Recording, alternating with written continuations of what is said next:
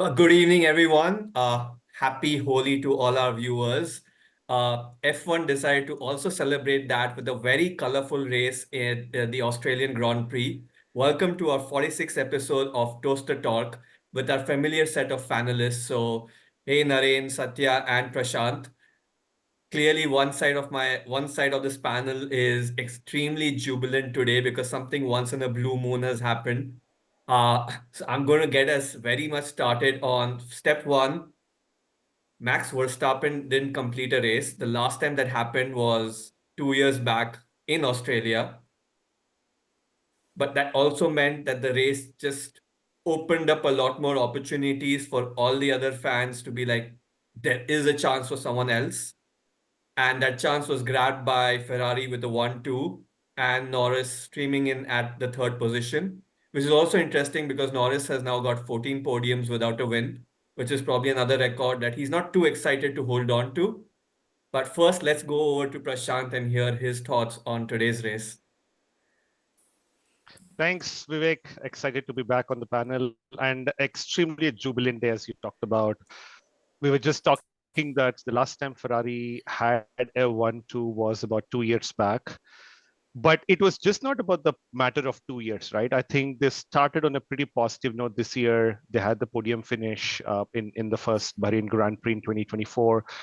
And this one was, I wouldn't say completely unexpected. I'm sure in the initial part, Sainz did give a pretty good chase. I was watching the highlights. He gave a pretty good chase to Max, and he actually overtook on DRS, right?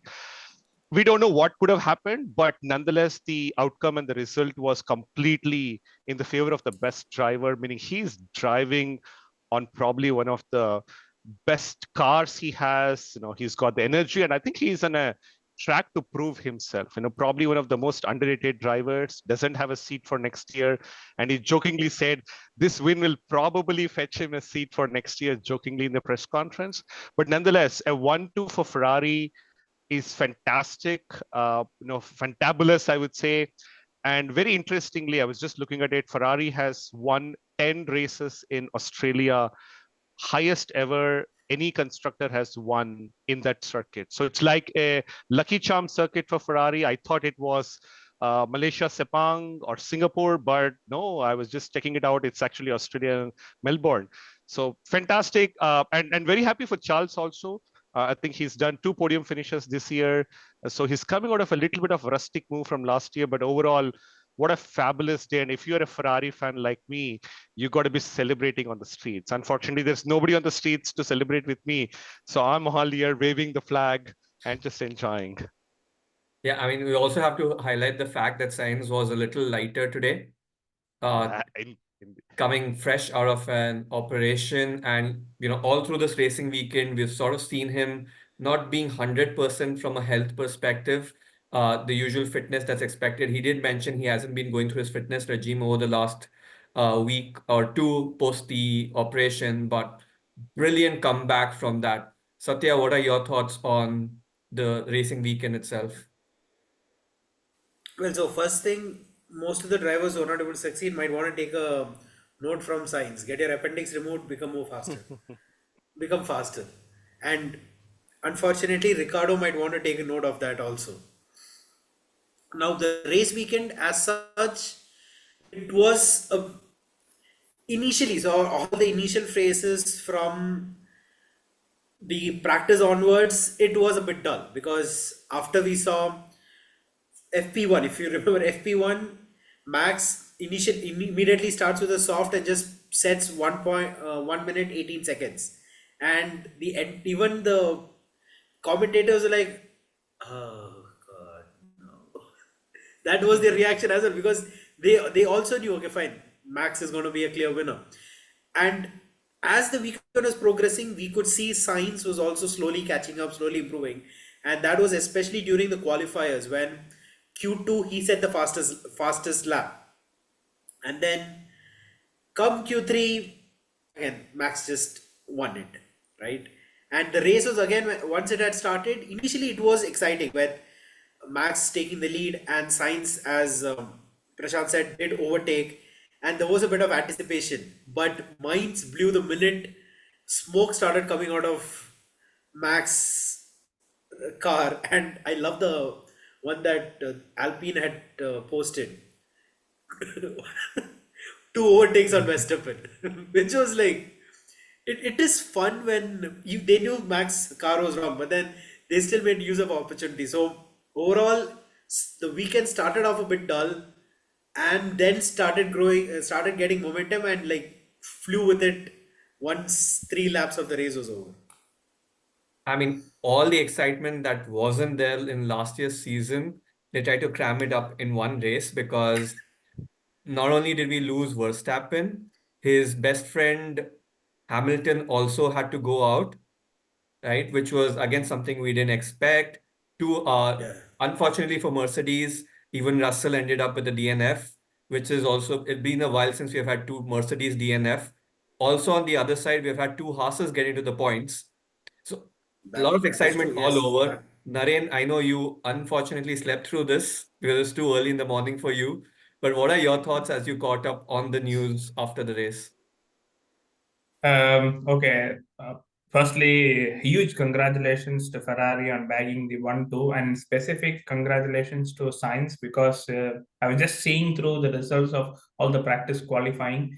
And Sainz, he was P8 in practice 1, then he immediately moved to P3, then he was P3 in practice 3, and then he was P2 in qualifying, and he came P1 in the race. So you see the progression in which he actually moved from practice to the race. He is actually giving his 100% best, even though he has been through a surgical procedure. It's very difficult actually to sit in a car that demands your utmost physical exertion, but he was still doing his best.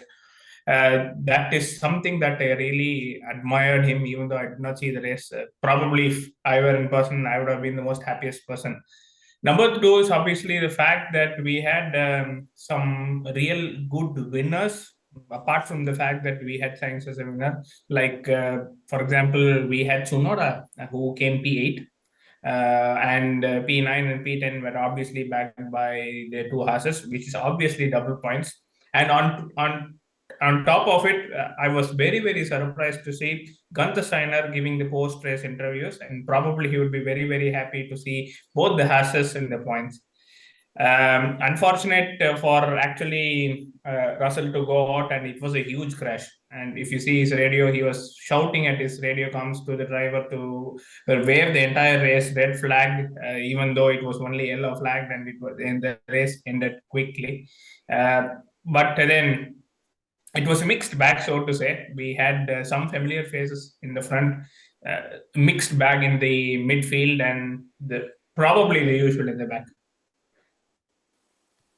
That makes sense. What was interesting also is Alonso.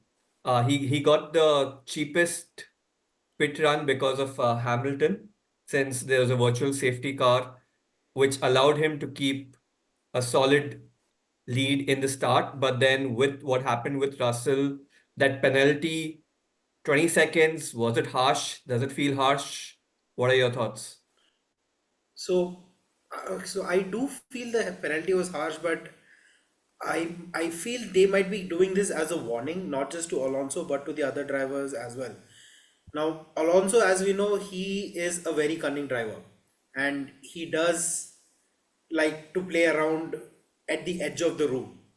Right? I feel the 20-second penalty is them drawing a very strict line saying this is something you can't do, because when it comes to the rules, especially moving under braking and all that, or overtake rules in general, are quite seriously looked at. And what Alonso was doing was, it is a different bag when you brake and let the other overtake or any other. But along what from what I read and what was mentioned and the telemetry that they had posted, Alonso braked, so for which Russell came close, but then he sped up again and then he braked again, which essentially causes dirty air to come in the background and also for air not to be present, which makes the car in the back lose its entire downforce.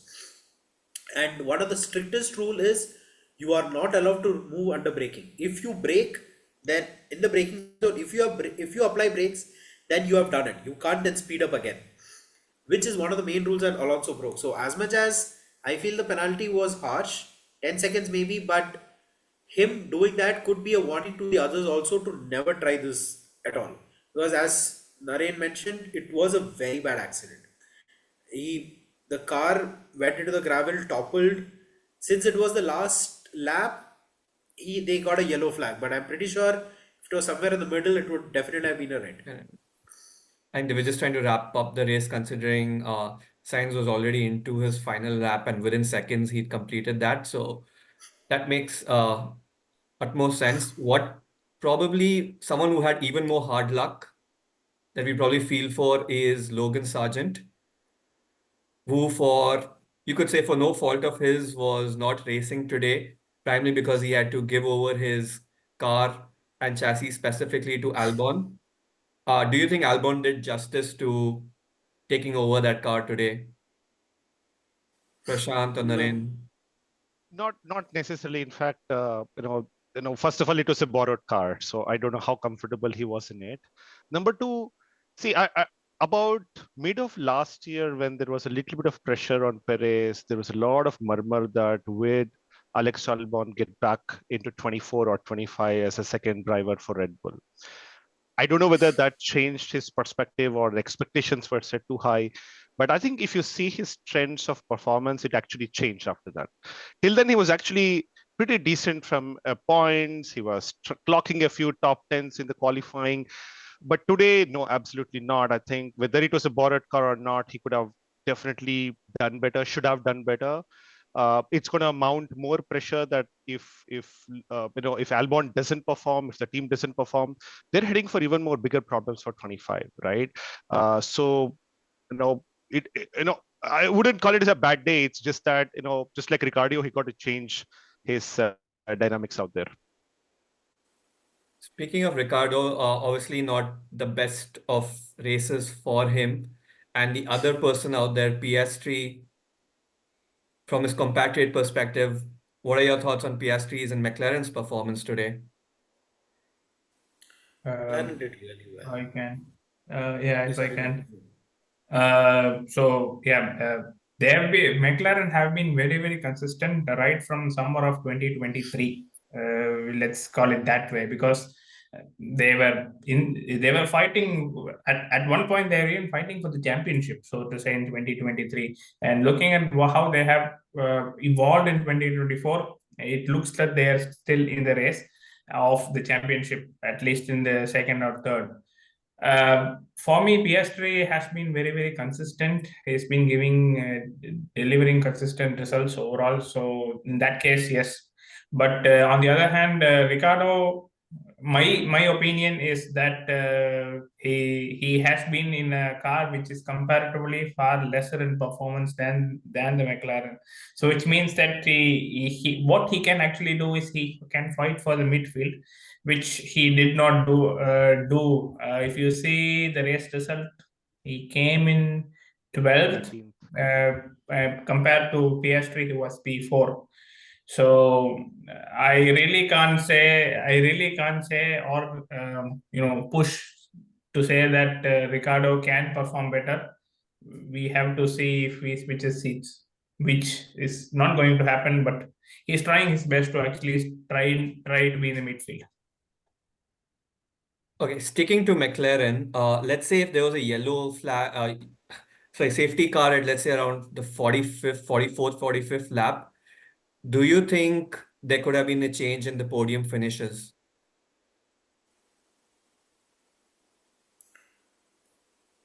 Wait, what would have brought out the Let's assume Russell crashed out at 45th, Hypothetical scenario. Russell crashed out earlier. No, not which gives about 15 laps for. With about 15 laps left, now let's say they restart the race. Like if it is a safety car or if it is a red flag, they would have to essentially restart the race. But I feel outside of Max Verstappen, Sainz and Leclerc were doing a pretty good job. Now Norris was catching up at one point, but then he was doing silly mistakes, which is why at one point he lost around 4 seconds when he was just finishing the lap. Piastri and Norris would have had a bit of an ongoing. Right. If you have noticed, there is a slight on-track feud between them. Like for example, when Piastri he changed tires, he came out in front of Norris, and then they had asked them to switch places. For some reason, Perez was not performing as well. I like you would expect him to be in the front, but he was not. I mean, he got a three place grid penalty, and then he was not able to catch up immediately. The Mercedes was not doing that well, nor was Alonso as such. So, I personally feel the top five might have remained just the same, and it Uh, might have actually become a boring race because by then we would have thought, okay, fine, this is not going to change. It kept exciting because there was no safety car, and we were under the impression that something might change. If I Yeah, can go just ahead. add one point. The thing is that if you look at the time charts for the result, after the result, Sainz was obviously first. Close to them, Leclerc was 2 seconds behind. Norris was around 6 seconds behind. PS3 was almost 35 seconds behind.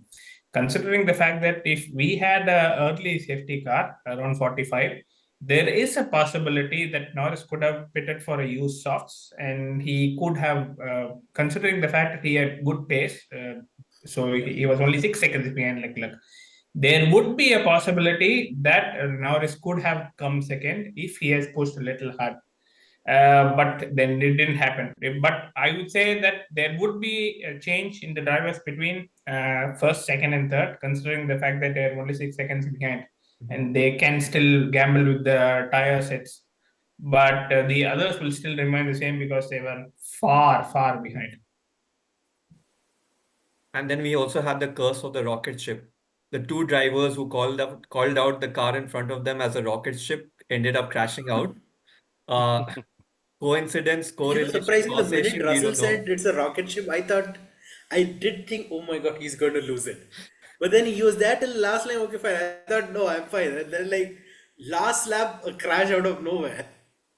So, I mean, if you look at that, both of them called out, maybe Toto didn't like that they were fanboying about uh, the Red Bull car, and Perez still couldn't make the most out of it. So imagine when Max Verstappen gets back and completes a race in that. Do we expect any change in scenario for the rest of the year? Or are we going to say skip the first place and continue watching the racing from second onwards? I mean, even the TV people, I mean, even the TV crew does not look at the first place because he would be far ahead. So they also concentrate on the second position onwards. So Well, yeah, there is an interesting theory, right? While I agree with Satya what he said, another very interesting fact, which I really hope pray it happens.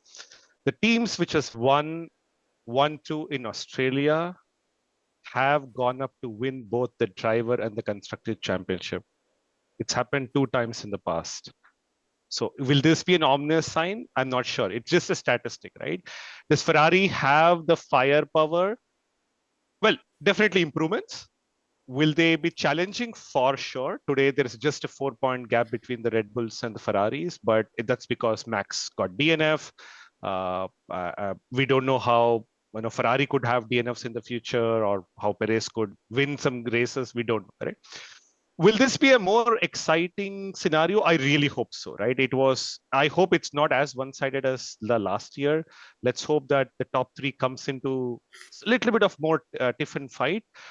But the real question is, how many wins will Max get? If the car starts to perform optimally, then there's no catching him up, right? Today was an absolutely a one-off day. It was an engine. I've not seen an engine failure in a long time. Let forget about Red Bull, right? We have seen that 10 years ago, 15 years ago, the engine optimal performance have been really transformed over the years, right? So we never seen that white smoke, and there was a very dark smoke which came out towards the end. There was a blast. You could see the tires spurting out. So all that was exciting to see, not just because a rival driver was out, but we have not seen that. Will that happen again? Very rare. Even with the Ferrari, I would say it's very rare to happen. They may have mechanical or brake failures, but something of Actually, that sort. Prashant, just Satya, you taking. want to say something? Satya, just yeah, one no, sec. Let me go ahead. finish off Yeah. this thought I had with Prashant since he is on the Ferrari thread. Going back to the 45th lap-ish scenario, which brings in a safety car or a red flag, uh, and looking at the total championship points, was there a chance that Fred would have called in and asked Leclerc and Sainz to swap so that Leclerc can top up the WDC? Because there was an opportunity I there for think him. there was an Sainz wouldn't opportunity, have but let done me it. tell you that if you look through the last say 6 to 8 months, right? Meaning, of course, we know that in the last 11 months, there's been only two drivers, which is Max and Carlos Sainz, correct? Uh, Charles, I think, is getting back a little bit of his groove, right? At least he's coming into podiums. He was completely out of confidence and morale and whatever you want to call it. It's too early to say that will he be gunning for WTC? Yes, he's still the number one driver. But on any day today, if there is a challenge, Sainz is going to beat him, right? With the kind of confidence he has. So it's extremely rare circumstances at this moment if Ferrari team would have done that, but they're known for to make blunders, but thankfully the gap was too high, so they didn't do it. If Charles starts to catch up on Sainz and maybe finishes in a couple of races ahead of him, that scenario might happen maybe in the second half of this year. Got it. Yeah, Satya, back to... Then I'll come after this. So the two things, right? First one, with the question that you asked, I don't think Sainz would have let that happen, because given that it's just three race that is, I mean, the season just started, so there's no reason for them to swap. And even if they did ask to swap, Sainz does not have the incentive to be a team player at the moment. Yeah. He doesn't have that incentive. He's no longer having a Yes. drive, so it doesn't matter. Secondly, now there were a lot of superstitions throughout last year which Max broke. Like, for example, if you win Bahrain, then you will not win the championship. Then there was one with Monza. So there were a couple of them which he broke altogether, right? So which is why I don't think it matters anymore with the Australian as well. So I feel that when he'll be back next week, he will want to try and outperform whatever, because that is the way that he thinks. It doesn't there's no question of taking it easy. He will try and outperform in the next race and to be like 30 seconds or even 1 minute ahead of all the cars or everyone. So that I'm pretty sure it's going to be it'll be fun race, but it'll still be boring, if you know what I mean. Yep. Yep. Naren, you had a... Yeah. Yes. So both the Ferrari fans had vision of Sainz will still be in the first, but I probably have another opinion. Maybe he would have given his position to go probably come second and give Leclerc, because if you see in the constructor he's still fifth. So considering the fact that he will lead by in the driver's side. Championship. Yeah. In the championship, he's still P5. So considering that he does not have a contract, there would be a possibility that he would want the constructor to win, and he will feel elated with that. That's number one. That's probably what I think, considering what he has given in the interviews and how cool he looks and how he usually praises the entire team. So by that ways, I probably think he would have given the position. But then we might also look at that one should be selfish, and also agree with what Prashanth and Sathya was saying, that he would not give this position. So there are two ways of looking at it. My opinion is he would have given. But I mean, in this case, he didn't have to swap, right? Like the constructor points would have still remained the same. Yeah. And honestly, maybe that's where Ferrari is also smelling blood. Like WDC, Max seems to have it in his pocket based on the performance so far and what we can anticipate. But looking at how Perez has been performing, and how Sainz and Leclerc have been doing, Ferrari might be sensing that here's a chance that they could actually win the Constructors' Championship or give a tough fight there, while WDC may still be a moonshot. Like just a 4-point difference between them. Yeah, at this point. 97, 93. Yeah, at this point. And they've been At this point, consistent. yes. Like, it's just 3 races. I know it's very early, and Ferrari's done this time and again, where start of the season, you're like, okay, this is... I was about to say that, Vivek. 2022, we had the false starts, right? We have many false starts. The entire world woke up and boom, it came crashing down. So, but at least this year, they have not started on that extremely false trajectory, right? I think it's been more of a little bit more consistent performance.